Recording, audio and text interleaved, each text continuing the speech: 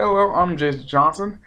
This week it is Championship Sunday as the Denver Broncos host the New England Patriots. Pretty much in could be the final time we ever see Tom Brady versus Peyton Manning. Basically, pretty much watching Tom Brady and Peyton Manning in football games is pretty much like the John Cena Randy Orton rivalry. Only difference is you don't get tired of it, and somehow they have to. And then the fans pretty much will call your pay per view the worst thing.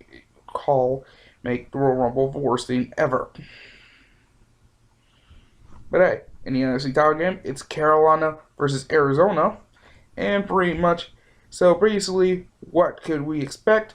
Either A, Carson Palmer finally does something that could have happened, what he could have done last year, wasn't for that torn ACL. Or B, are we going to see Cam Newton dabbing his way into Levi's Stadium, leading the Badgers on to Super Bowl 50? And at the end, and pretty much, there have been moments in sports that pretty much will make you just lose your effing minds. So I'm gonna count down the top 10 things, in my opinion, in sports where you probably would just lose every sense of your sanity and pretty much want to smash everything in sight. So yeah, I'm Jason Johnson, and this is a JJ MMA.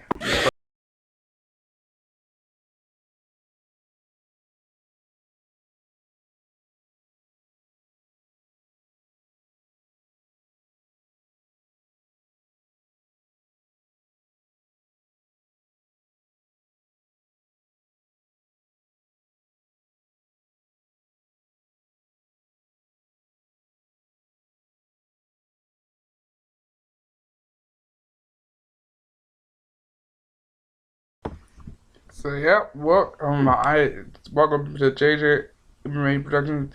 I am Jason Johnson. We have a great show for you tonight.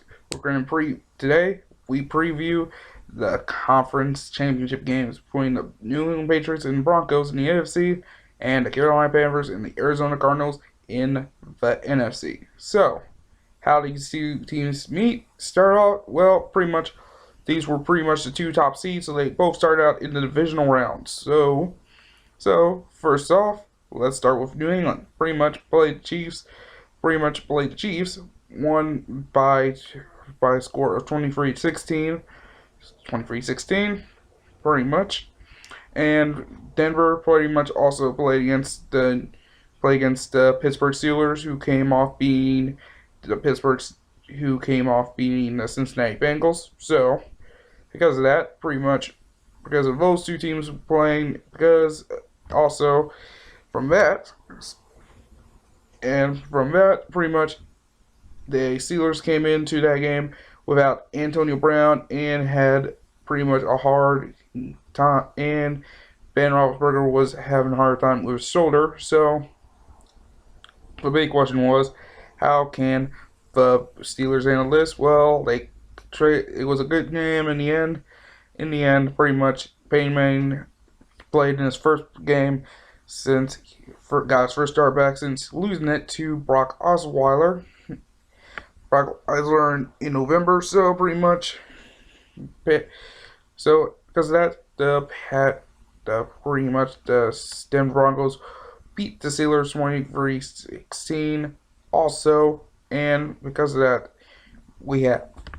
it will be pretty much the Denver Broncos taking on the New England Patriots, and it'll be Tom Brady versus Peyton Manning for the 17th and quite possibly the final time, because let's face it, Peyton Manning's been in the NFL for about 20 years, and Tom Brady has been there for about 15. So let's think about this. Now, it's pretty much obvious Peyton Manning would retire if he won this game and won a Super Bowl. That would be a great way to retire, because hey, that's his second championship, and hey, you're now on top. Why don't you retire on top? So that works. Now the other thing is well, there's one thing about it. It could be the final time because it could be a chance Tom Brady could retire. Now I know you're thinking the odds of that happening is kind of very astronomically not possible, but let's look at a note. Well, I think you people need to look at say the no side of this. Look at this here. See, Tom Brady's been in the NFL for about the course of 15 seasons, 15 straight seasons. He was drafted in the 2000 NFL draft, pretty much sixth round. He pretty much started for the Patriots in 2001 when Drew Bledsoe had torn ACL and replaced him. And pretty much he has competed. And look at all the things he's competed in. He's won 4 Super Bowls so far. He almost led to the Patriots to an undefeated regular season and almost an undefeated Super Bowl if it wasn't for David Tyree and the game-winning touchdown and the Giants, pretty much. Giants twice, and pretty much Tom Brady has been in a big case with Deflategate of all places. Also, and also they celebrated the year-long anniversary of it, and the progress of that hasn't happened much. So, thing is, can we now, unless somehow the Patriots lose against the Broncos this Sunday, then the question is Deflategate still a conversation topic now, or is it now just gonna die out and be just pretty much an afterthought because of this? So that's one perspective. And guys, I mean, there's an idea because the thing is, because if Tom Brady wins, he's won 5 Super Bowls in his career, and pretty much because of this, Tom Brady's won and the amount and pretty much from that he has won more championships than pretty much anyone. He's pretty much won more than Joe Montana, Roger Staubach, guys like I'm just naming a few people off like Terry Bradshaw. Not a lot of them has won that many Super Bowls as much as he has. So if Tom Brady won this 5th Super Bowl, I think pretty much and it depends on, and pretty much nothing's going to really happen with Deflategate, so pretty much nothing's happened. So, really happened with Deflategate. So to me, I'm thinking Tom Brady, if it was possible for Tom Brady, he would be at this point try or probably want to retire on top. And that's somehow a smart idea for a lot of fans. I mean, think about it. Pretty much these two have played against each other a lot. They've played each other for 17 different games. So it's not possible that they would not try to have this game one last time. So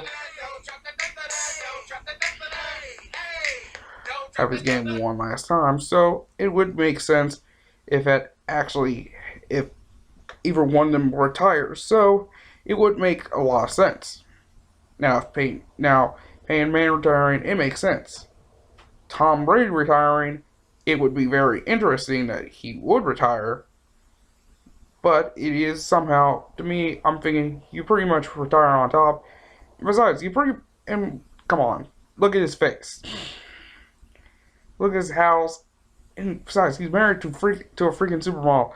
He's won in his career. So basically, if he doesn't want to get any more get crazy caught up with pretty much Tom Brady, doesn't want to be around doesn't want any more stuff of this boring Deflategate stuff, stay away from his stuff. Pretty much, I would think pretty much you've done enough already. And let's face it, also Bill Belichick's probably going to be the same thing too. Besides that, Patriots dynasty is probably going to die out sometime soon. Belichick's been there pretty much as long as Tom Brady has. So pretty much, who knows? Pretty much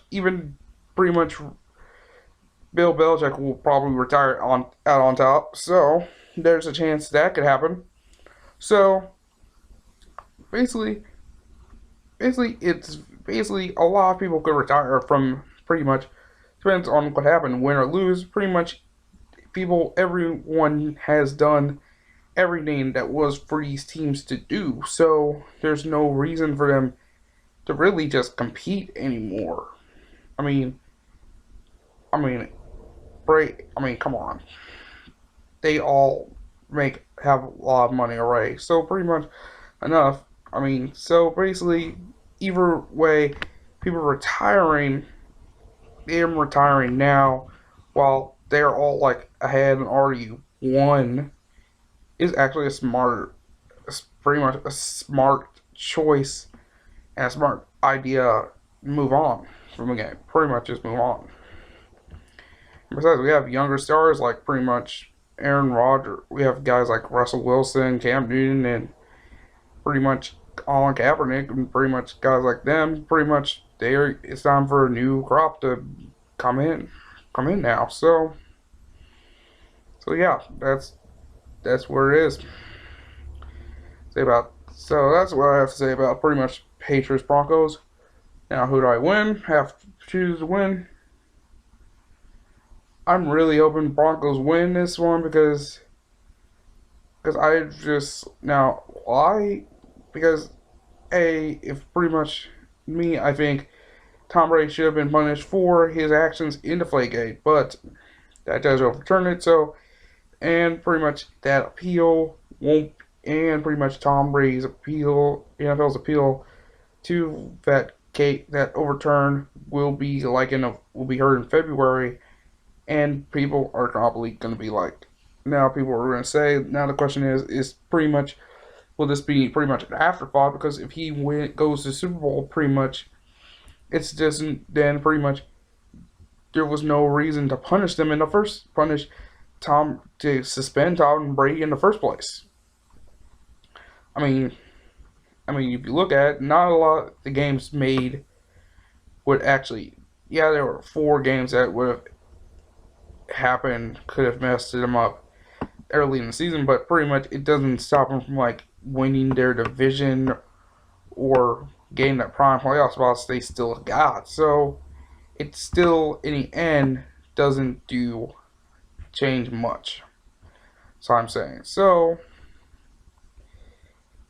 there's that. So what do we do now? Pretty much, I'm just hoping pretty much we actually get something done out of this.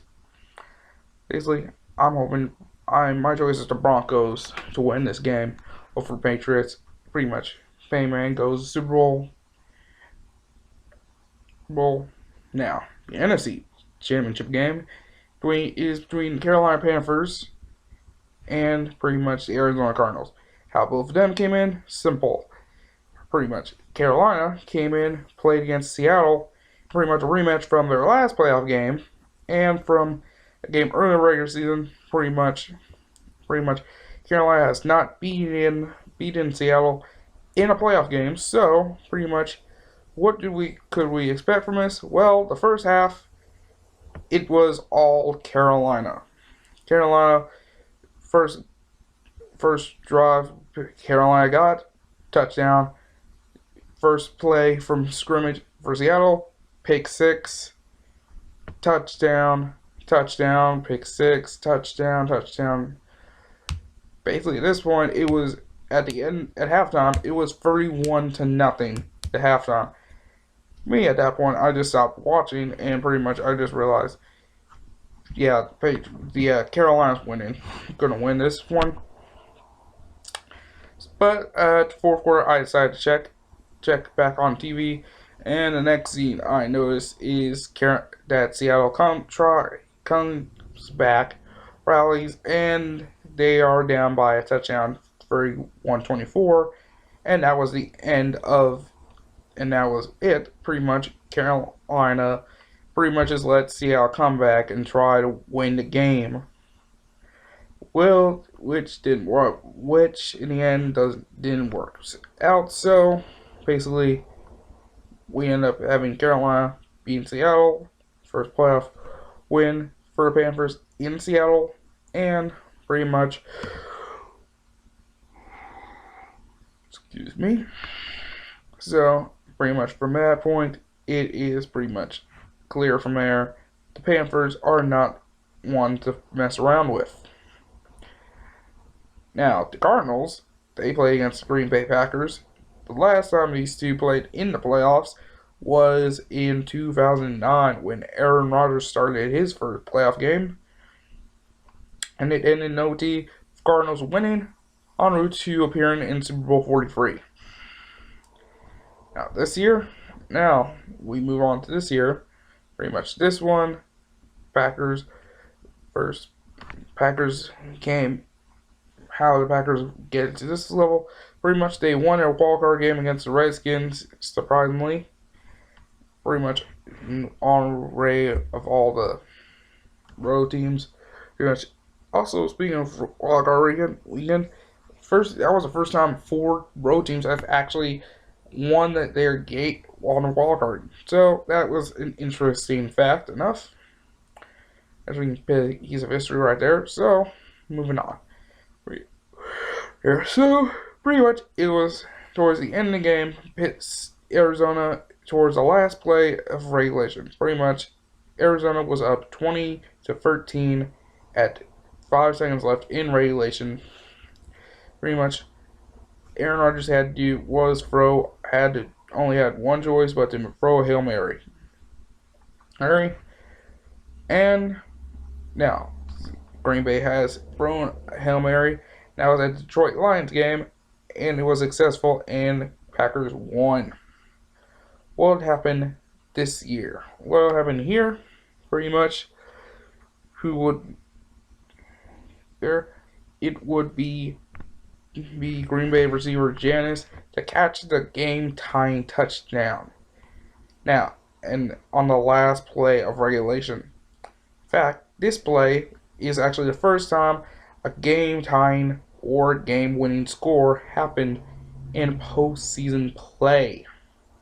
And this is the first time in NFL history. And in fact, the Packers are the oldest team in NFL history, so pretty much added another piece of history to their books. So let's move on to overtime. One question about overtime was the coin flip. What was that really? Because actually, the coin did not really flip. You just toss it in the air and just watch it drop. I'm not gonna lie, that's pretty much how I would flip a coin. So pretty much I can't complain, really. So yeah, pretty much. So for that coin toss, Arizona got the ball first. Now, and they get the ball from their own 20. So first play, pretty much Carson Palmer pretty much gets trapped in the pocket. Pretty much he eventually escapes, and he finds a wide open Larry Fitzgerald. He runs. He could go all the way down, but he stopped at the 5-yard line.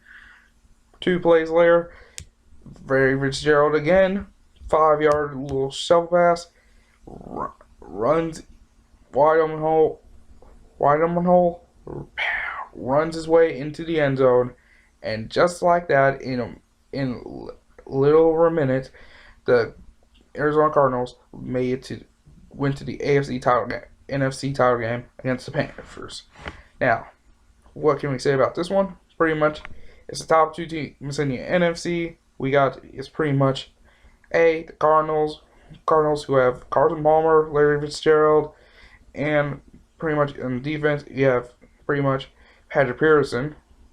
I would have counted Honey Badger, but sadly he's out for the season. So sadly I cannot put Honey Badger during this. So pretty much now the thing is, can they stop Cam Newton and their team at Cam Newton?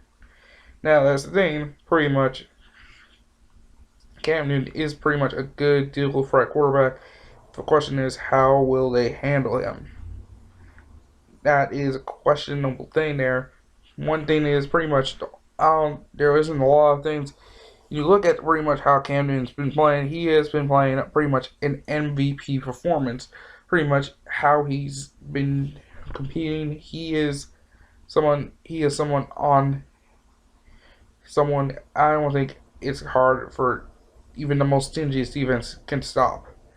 And one of these is he is pretty much good right. And the thing is he is playing against top teams. He is beating the Seahawks. This is actually the second time that the Panthers actually beaten the Seahawks this season, pretty much. And the Seahawks are one of the best defenses in the country. So the league. Sorry, pretty much the question there is, what can there's not really anything you can do to really stop pretty much Cam Newton and the Panthers.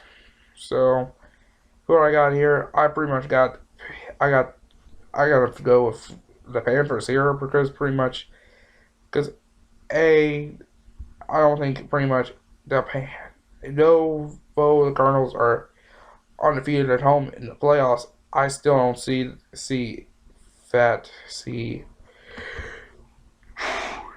excuse me. I don't see pretty much the Cardinals can stopping Cam Newton or Greg Olsen for that matter, and I think defense is kind of it will be stingy enough.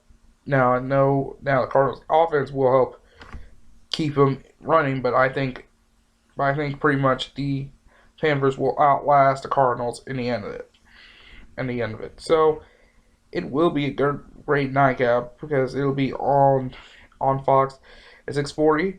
Pretty much the AFC title game is going to be held 3:05 in the evening. Pretty much. I will probably watch both those games when I'm done unpacking and I go back to my dorm room. Go back to my dorm room on Sunday because on Sunday. Until then, pretty much that's what I have to say. So pretty much my prediction for Super Bowl 50 is the Broncos versus the Panthers in Super Bowl 50. Pretty much. So what can we say about that? Let's hope this game is going to be good. And now, this.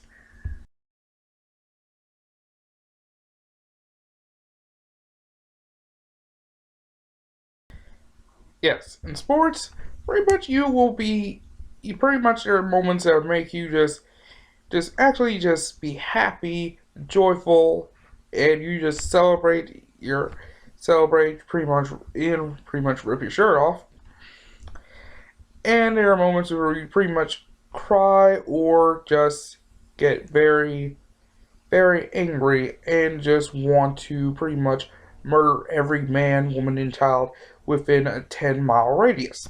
So, pretty much, it is moments. So these are the top 10 sports moments in my mind that pissed me off in the past. Now, the first thing, now, now, disclaimer: some moments are pretty much something you pretty much some moments I can know is just something you can just be pissed off about. So basically, they are now I'm going with are bad calls, things that could have happened. Then now there is one disclaimer. There is one these moments pretty much is a moment that could have happened, but I said thank God it never did. So yeah, here we go. So yeah, here we go.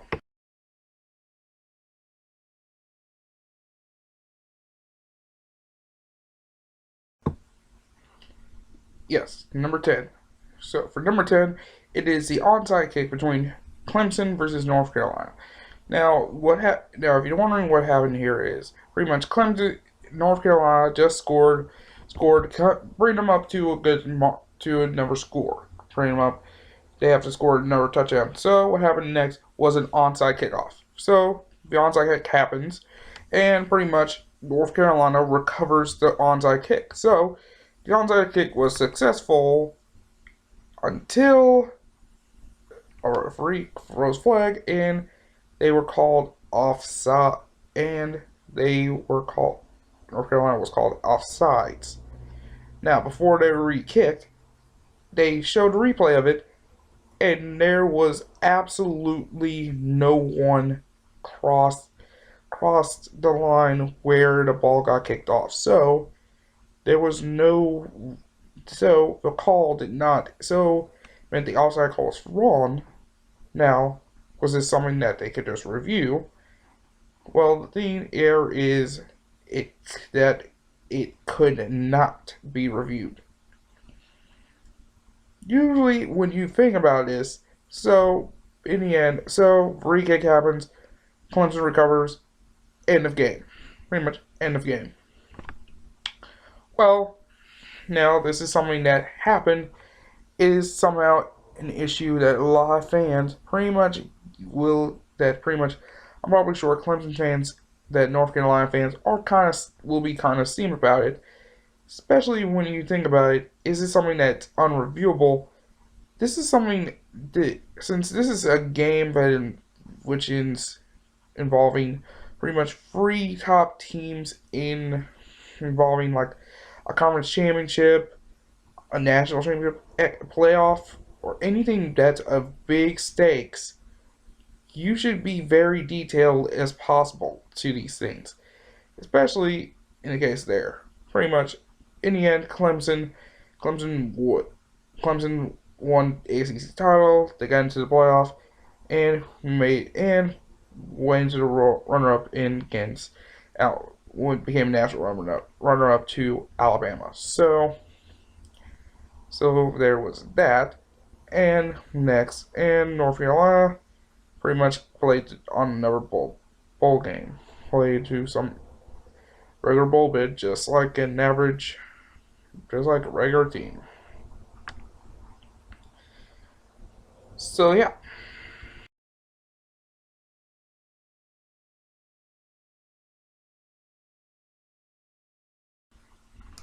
Now, I'm not much of a Bengals fan, but pretty much the Bengals have had a worse luck when it comes to pretty much a going to gain a win in the playoffs. Somehow, somehow, most of the time you pretty much for 7 straight years, pretty much seasons, Cincinnati Bengals have made to the playoffs, mainly in the wild card round, and they could not get out of that round somehow. Now, the question is, usually it was blamed on a horrible play by their quarterback, Andy Dalton,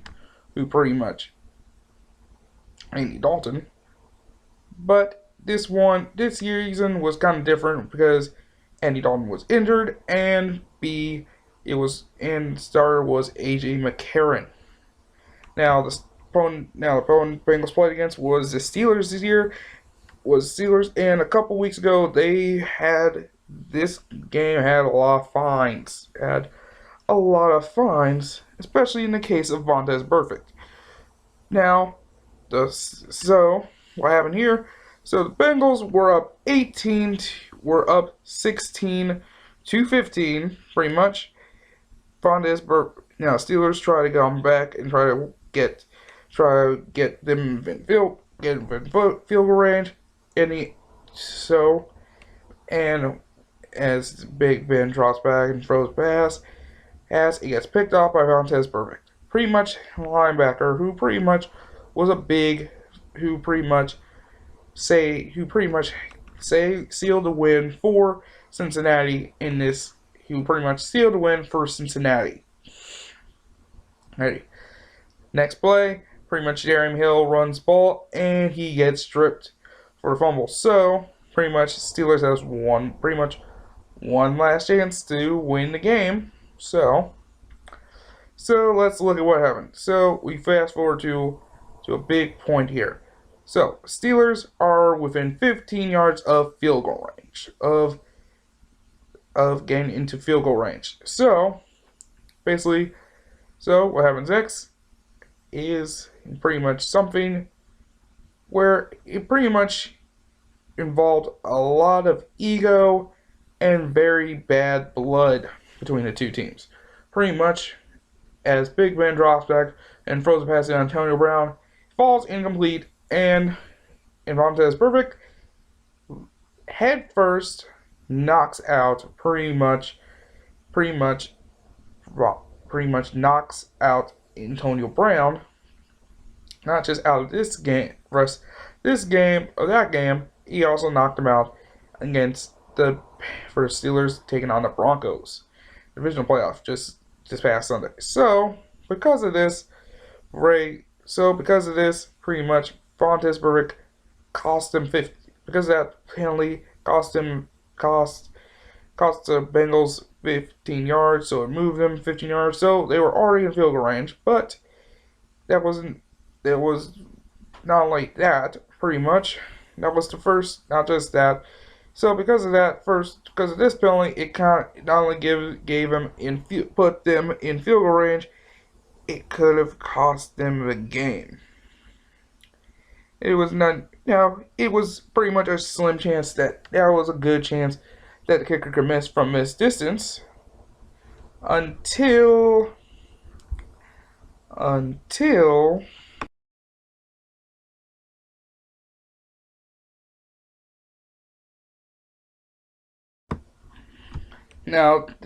now pretty much after that penalty was called, pretty much moved the Steelers in field goal.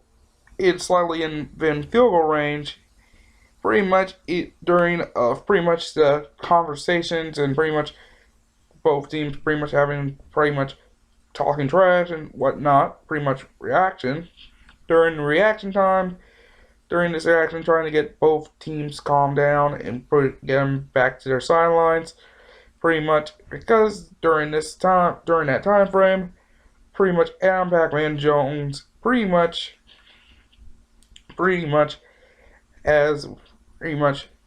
got ticked off and actually quote unquote bumped into the ref.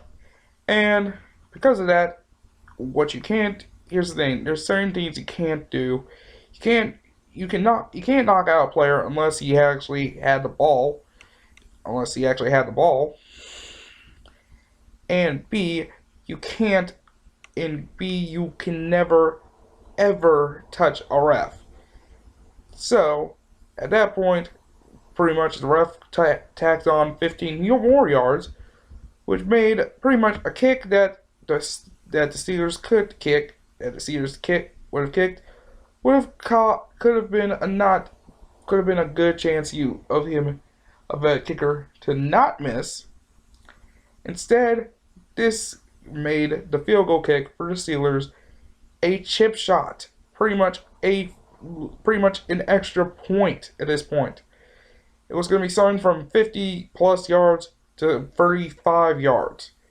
Pretty much, and since the extra point is now 33 yards, congratulations, you've pretty much gave them the game. So, because of that, a lot of Bengal fans were cross, sad, and very, very pissed off. Now, what happened here? Pretty much the Steelers-Bengals game. Pretty much fine. Both teams. Pretty much a combined amount of 83 grand plus. Oh, and speaking of Vontaze Burfict, he also got suspended for the first 3 games of next season. So, he was appealing that, but pretty much he got fined the last time these two teams played in the day. So, I'm probably sure he is losing that appeal. So yeah.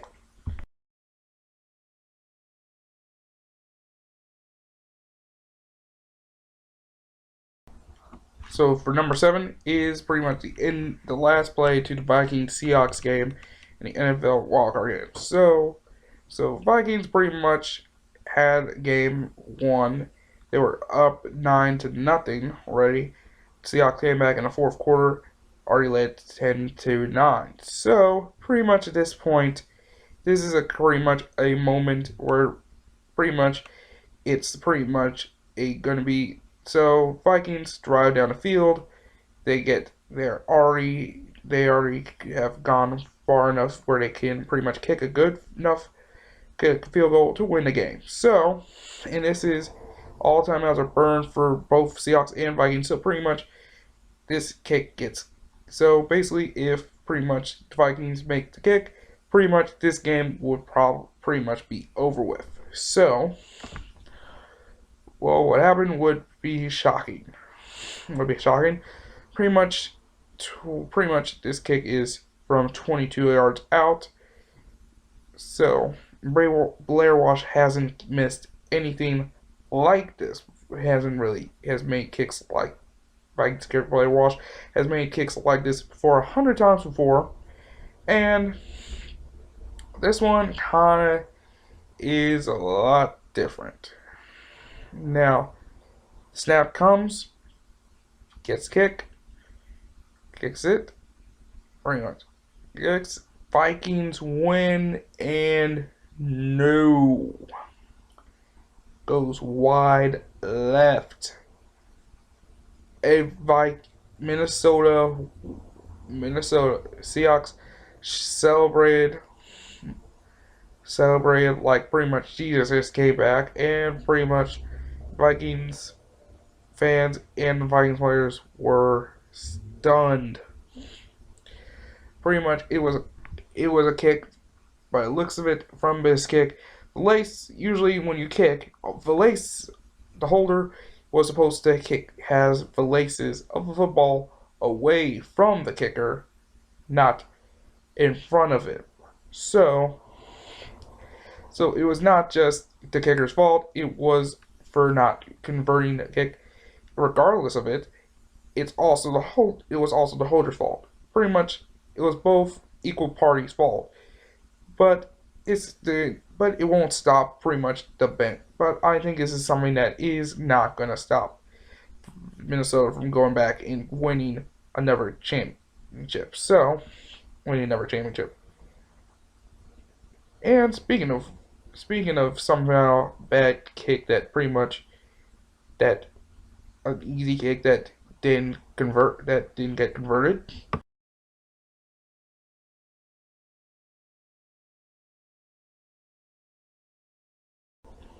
Now this rod would have been a little bit higher, but but after all the years, I kind of cooled down from this.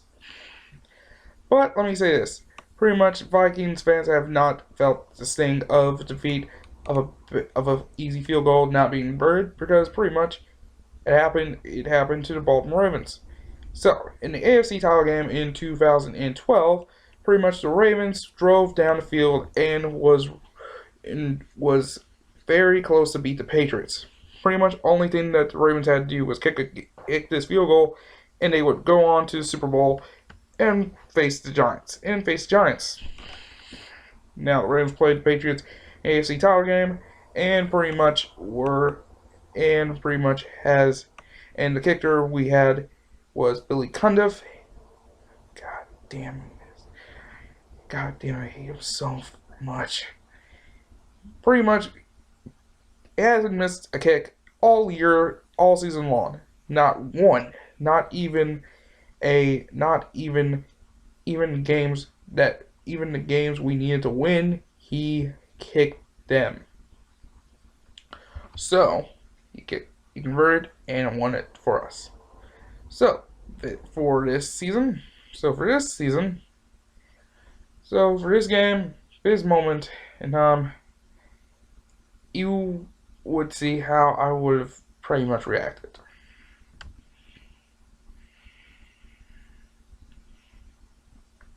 Pretty much how I probably would have reacted. Basically, what happened? This one was pretty much, basically it was 4th and goal. This was the Ravens' last chance to win this game. And go on to the Super Bowl. When the Ravens, when this kick happened, basically at this point, everyone's thinking, well, Ravens win. Goodbye, good night, everyone. Pretty much, Tom Brady would not get a chance to play against the Giants. Wouldn't get his revenge on the Giants. The Giants, after what happened in Super Bowl 42. Well, the next few seconds just made me just vomit. Just vomit. Pure grade A vomit. Vomit. Pretty much the kick. He makes a kick. And it looked like it was going to go in. And then it's slight. And it's somehow. And then it hooks left. Hooks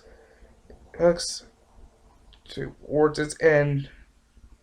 And it goes wide left. Let me just, at that point, and I initially it was a shocking, painful moment, and pretty much, in fact, if that was something that happened, in fact, if it happened like just this year, and if Ravens made the playoffs, and it happened this year, chances are this room would not be the same here.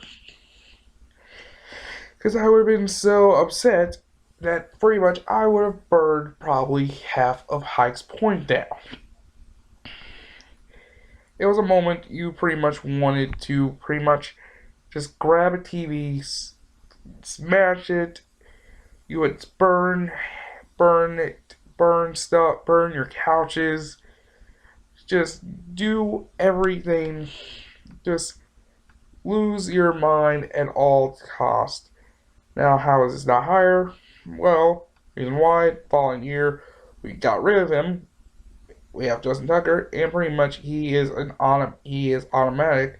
So, there's no reason to be mad at him, because basically he has kicked field goals from like over 60 yards. Don't believe me? Watch the Ravens versus Lions from a couple of years ago. Church's 64-yard field goal, and you know why I'm not upset about that. Not upset. Number 2.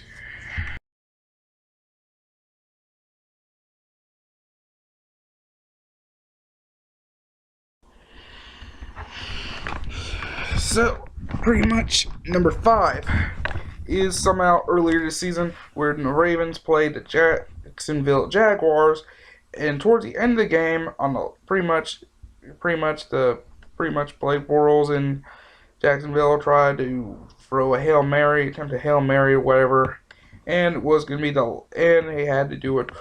They didn't have time to spike the ball. They just had to go for it. So they tried to go for it, and pretty much it was Elvis Dumervil sacks Blake Bortles, and the game. Ravens win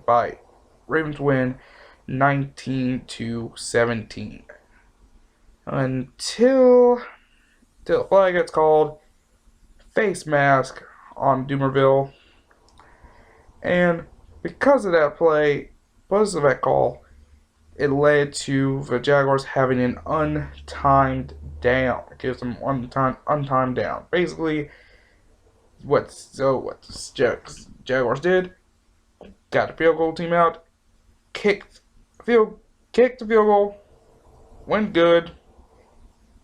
Jaguars win 2019. Now that is a moment you will pretty much be pissed. Because basically you pretty much lost to one of the worst teams in the NFL besides the Raiders. Now, when you look back at the game, at that last play, like when they tried to snap the ball off, the goal about when you snap the ball, everyone has to be set. Basically, no one moves at all. So, when the NFL looked back at that play, pretty much, Jacksonville actually moved. Not all the Jacksonville players were set. So, because of that, it would have been called, if they threw a flag from then it would have been a false start. Meaning it would have been ran off. Basically, it would have followed a 10-second runoff. And since the clock was at 1 second when they tried to snap the ball off, pretty much it would have resulted to the end of the game and another win for the Ravens. Well, in the end of it, but easily not the NFL acknowledged that mistake, and that was it. Usually, to me, I'm thinking, well, if something like that happened at the end of the game, and something like that happens, basically, I shouldn't this game be struck. The game should have been stricken off record. Basically, if it happened, pretty much the Ravens would have been 5-10 instead of 5-11, what you are now, and pretty much, and and the Jaguars would have possibly gotten an extra spot in, well, one maybe two extra spots in the draft, but that doesn't matter. The point is pretty much it was the referees f up, and pretty much and it cost the Ravens a win they so rightfully deserved. So there's that.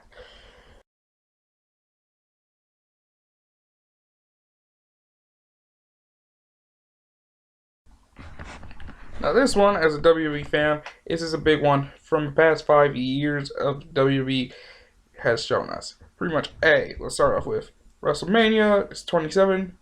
Became a giant advertisement for Rock versus Cena. 2. The Summer of Punk became a disaster. 3.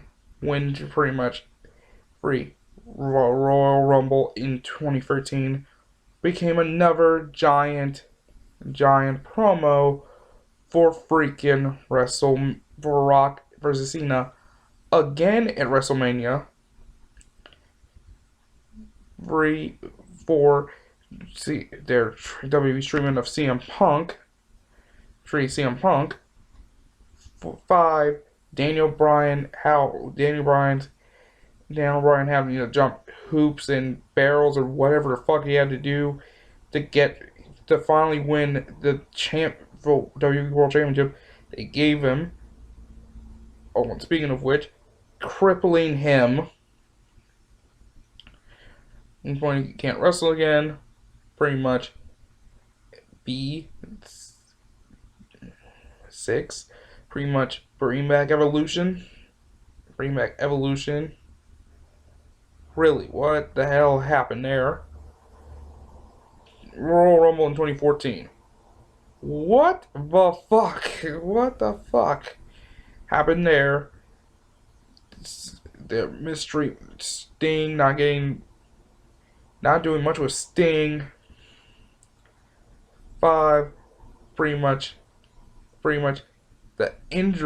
all the injuries that has happened this year in this past coming year, including your including your main event roster, and C, no one wants Roman Reigns to be goddamn face anymore, and you keep forcing it down our throats. Just do this simply. Turn Roman Reigns heel. Protect some of the wrestlers you have, especially some heels, because some of them are just weak as all hell. Weak and easy as Goombas in Mario Kart and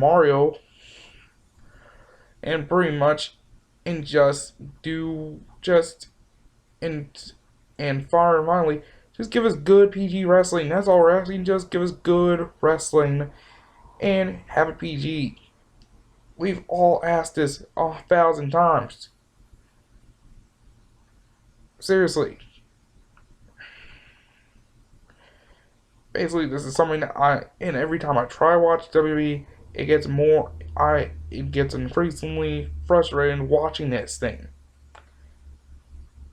Right now, and I just hope pretty much the only reason I probably try to watch it is pretty much because pretty much somehow Royal Rumble is starting to get because of Brock Lesnar, and that's it. When Brock Lesnar shows up, it's pretty much gonna be more interesting. It's interesting to watch him, but when pretty much there's no one, but when you have no one, but when he's gone, it's just back to crap, shit. that has been pissed on and is force fed to fans, and I don't want to be any of those. Any of that. So, moving on.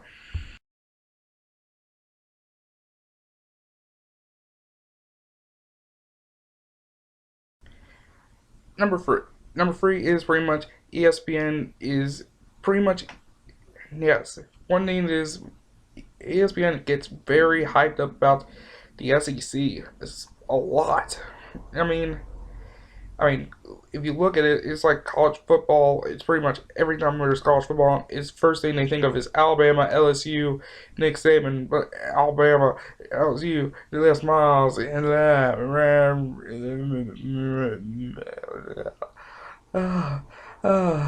Like, what the fuck? Like, come on. There's other teams besides Alabama and LSU, dumbasses. There's Ohio State, pretty much. But the thing is, it's pretty much a lot of things. Pretty much, and you know when your fetish is too serious when you have the goddamn SEC network. Seriously, it's just SEC stuff, and you're covering every sport. Volleyball, gymnastics, football, baseball, softball. Look, no one gives a fuck about fuck about a lot of this shit. And it's just some of them, some do, some of us don't. No one cares. Basically.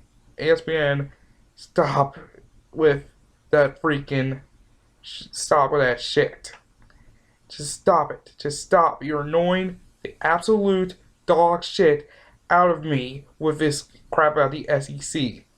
Okay? Enough.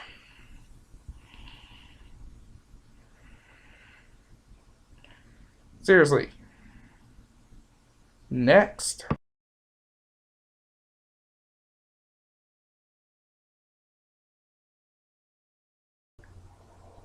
Alright, so this next moment is something that pretty much that WWE has considered happen, and it was almost greenlit.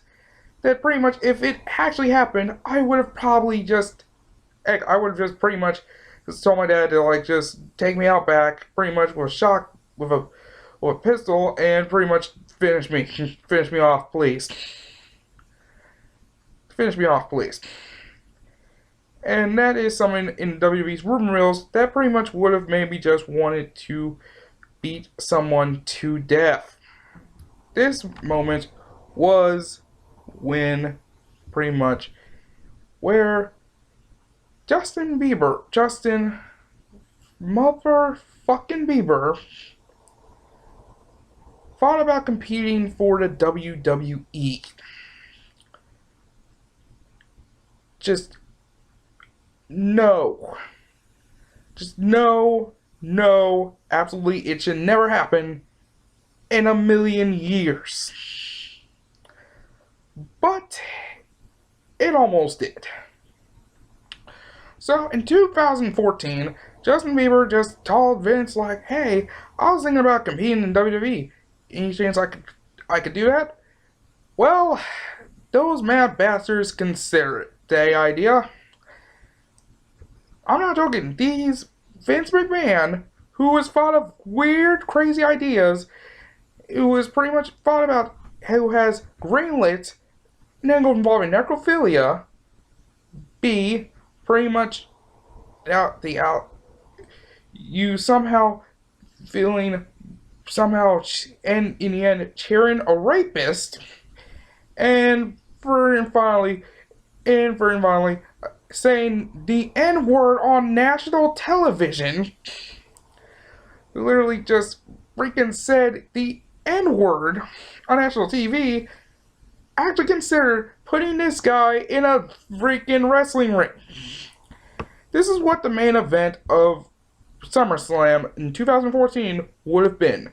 Instead of Brock Lesnar pretty much flat out destroy John Cena and throwing him around like a rag doll, pretty much decided instead of that, pretty much we would have had was this: a 6-man tag team match between John Cena, The Big Show, and Justin Bieber, taking on Bray Wyatt, Eric Rowan, and Luke Harper, aka the Wyatt family.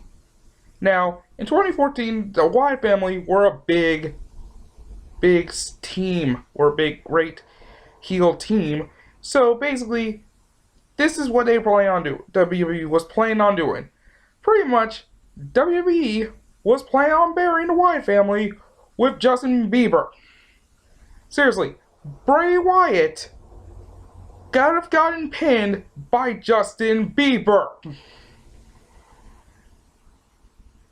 And here's the thing, this would have happened almost 2 years ago. Seriously, I wouldn't. In fact, besides, I wouldn't have shown up to school my first day of school, because the first day of school I would be in jail after I would have possibly burned all of Louisville to the ground. Because the idea was so crazy. If it happened, I would have. Possibly a lot of people would have burned. This is pretty much smashed their TVs, pretty much burned couches. Pretty much the apocalypse could have freaking happened if that match happened. Now I know what you're thinking. Well, John Cena would have probably given pretty much Mr. Bieber given Bieber the AA, Jason. Oh yeah, it could have, yeah, but still, the damage would have already been done. Seriously, the apocalypse would, seriously, it would not stop the apocalypse from happening. I'm not joking. This almost freaking happened. This would have happened on pay-per-view. Basically, you would have spent $10 subscribing to the WWE network, or B, you would have gotten it free if you actually decided to subscribe to the network, or free, you still decided to watch it on TV and spend $60. $60, you would have spent that money on the main event, watching Justin Bieber bury Bray Wyatt. Yes. That is so insane. You pretty much want to rip them to pieces. You wanted to rage so hard, you will go to jail. To jail. Possibly for life. So yeah. That's a moment that would have made me really pissed off. Thank God cooler heads prevailed. That match never happened. We got what we really wanted. We got what we saw. And thank God it never came across WWE's idea again. Because then I would have probably wanted to, because basically never have I ever wanted to go to a board, to pretty much go to Stanford, fly over to Connecticut, go into WWE's main headquarters, and clock Vince McMahon straight in the face for making this happen.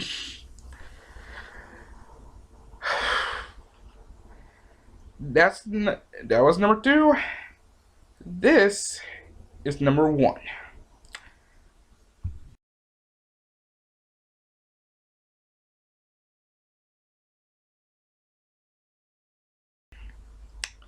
Now, this last one is probably the obvious one, pretty much from last year.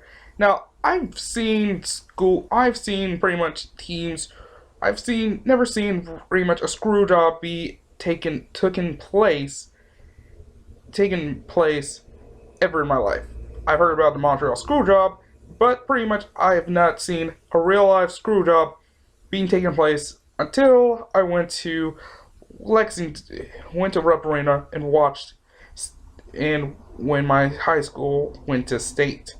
So, Butler High School went to state. We're number 1 team in the state, so we were the perennial favorite to win the state championship. Now, speaking about ripping my shirt off, pretty much, one thing is, pretty much, it was a fair moment. You will pretty much remember. In fact, pretty much, my logo came from when I ripped my shirt off the last game I went to state at. the team we faced off was against Boyle County. Pretty much, they were the perennial underdogs. Well, at this point, well, at the end, let's just say, this game pretty much will pissed every single student off. So, what happened here? Pretty much, Valor played. Pretty much, we got basically about every 10 seconds, a whistle was called to Ballard, pretty much. To Ballard. And it was for the most ticky-tack calls in the world. Now, and because of that, pretty much Boyle County shot free throw after free throw after free throw after free throw, and pretty much every Ballard student was pissed, was getting more and more pissed, even me included, until one call set a good friend of mine over the top, basically, and that was when there was a lot of blown calls, and a lot of calls going about Boyle County's way. This one call came against us, and it was so bad. My friend Sam White, great friend. Anyway, thank you, man, for those rides, man. The games. He pretty much lost every sense of word. Now you're supposed to stay calm. Pretty much everyone tried to calm him down. Here's the thing: when it comes to him, you are not gonna stop him from speaking his mind, and I respect that very much. I like to speak my mind a lot, so pretty much at that point I understood what he was feeling too. So what happened next? Happened a couple minutes later. Police came and escorted him out of the arena. Even one of the teachers kind of got ticked off at him. It was like one of the teachers tried to calm him down, tell him to shut up and whatnot. Pretty much, Sam was not having it. Pretty much, here's the thing. He didn't get suspended or anything, because basically because basically we're outside of our school actually we're pretty much outside of teachers' jurisdiction to even punish us. So basically we were pretty much free to say or do whatever we wanted. So basically any obscene gesture, pretty much flipping the bird to for refs, we can just do that. It's pretty much we can say bullshit, fucking bullshit, blah blah. Anything we wanted to. We had freedom to say or do whatever we wanted. So yeah, pretty much at that point, Ballard lost a chance to win state, and a score of like 80 something to 60 plus. It was pretty much, we lost by over 20 points. And at that point, you kind of would feel pissed. And I was like, we got screwed. Does anyone just realize we just got screwed out of a fucking state championship here? And pretty much, and I would have gone, and pretty much we all were pissed off, because we all was like, fucking bullshit. That was the worst game I've ever heard calls from. Sorry, we all our friend Sam was pretty much pissed. I would have wanted, I pretty much was so pissed off. Pretty much we went to Five Guys after the game. Pretty much I would have just walked in and just made a mess of everything, just done. Besides, I would have destroyed everything that was for me to destroy. I would have pretty much just throw away, just throw down all the all the peanuts. I would have tossed around all the paper plates, all their plastic, all their cups, their napkins, ketchup packets. I would have been like, besides hell, pretty much the pretty much all this stuff. I mean, so I would have been like, just give. So I would have just me. I would have. I was so mad. I would have just said, "Fuck it." If I went to jail, I didn't care. I was still pissed because basically, I would have fucked up everything that was for me to tear up. I would have just tore through chairs, at the windows, hell, tables. I would have pretty much. There was even about Boyle County students actually was supporters who went there, actually showed went in, came in after us, and pretty much I would have just beaten both up, pretty much beaten both down to a pulp in front of their parents and little siblings, and while their parents and little sibling watched one dude and were beating up this dude, and while his parents and little sibling, little sister watched, pretty much beating this dude up so badly. Pretty much, I didn't give a fuck if I was going to jail. Fuck it. I was pissed enough. I wanted to unleash anger on everyone. Anger on some Boyle County motherfucker. Just fuck. Just to this day, I say fuck Boyle County, and fuck those referees. I say fuck them, fuck that, fuck the refs, fuck their officiating, fuck state, fuck all that. I was like, fuck it. I was already pissed enough as it was. But to this day, that was the last time I actually ripped. That was the last time I ripped my shirt at Ballard. It was a bittersweet way to go out that season. But hey, either way, stuff happened. So yeah. So yep, that's what happened. So there you go.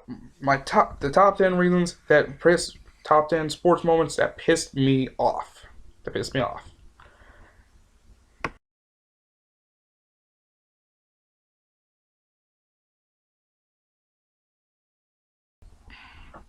And finally, it's time to keep it real. So, what I got pretty much this week's keep it real question was from my boy Taylor Workman. He asked me, where do you want to be in 5 years? And he asked me this is going to be a two-part question. First one was, where do you want to be in 5 years? And the second, what do you want out of life? Wow. That is really, okay. Where do I want to be in 5 years? Well, let's see. Basically, A, graduate college. Live my dream. Pretty much live my dream, be a sports analyst. And, in case that doesn't really work out, at least the fallback point is try to be a good, successful rapper. Do what I'm doing right now. Try to do what I'm doing right now. And second, in your answer, the second part, pretty much what I want out of life. Pretty much what I want out of life is I just want to enjoy my fun. I want to have fun, enjoy myself. Besides everything stuff maybe. Besides, sometimes there's always light in the end of the tunnel. What I want in life is pretty much a great life. Pretty much I want people to know, hey, I'm not he's not, he may have, yeah, he has, want people to know that, hey, I thought I did not have money. I was not born with a silver spoon in my mouth. I wasn't born with anything. I worked for everything I had, and worked for everything I have, and worked for everything for that I get in future, pretty much. Right now it took me time just to get pretty much a free DS or 2DS. So just got this yesterday, pretty much. So pretty soon I'll pretty much be playing new video games. So right now I'm pretty much just happy for what I got right now, and just hope the future is be bright for me. You know. So there. So there. So that's me keeping it real with you guys. Yeah. So that's our show for this week, and this is pretty much the last time I'm doing this show here in my room for a while now. So the next video you'll see me, I'll be doing it in my dorm room back in Bowling Green. So I'll be back in Western coming up. Be back in Western. So I say thank you guys for watching my show, and I say thank you for watching JJ MMA Productions. My name is Jason Johnson, and I will see you next time. Also, follow me on Twitter at JMoney. At DarkSaber1996. Also, follow me on Snapchat, JMoney1196. And finally, also, Great Hustle Mixtape. The deluxe edition of a Great Hustle Mixtape is on eBay right now. So, if you guys you might want to get your copies soon, because pretty much the listing will be off fairly in a couple days. So, if you guys want that copy, go get on it. Get online right now, on eBay right now. So yeah, my name is Jason Johnson.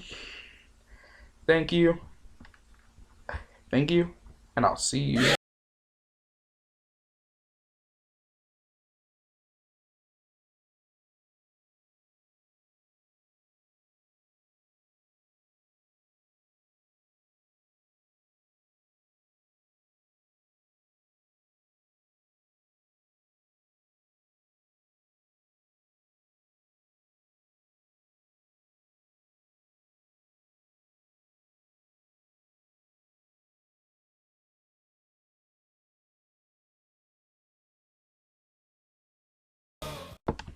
Now the million dollar question is now, if Kentucky pretty much is if Kentucky is that bad, does that mean they're going to be in the NIT again like they did in 2013? Would there be a possibility that somehow they could play against Western Kentucky in football again? Seriously, is there a possibility?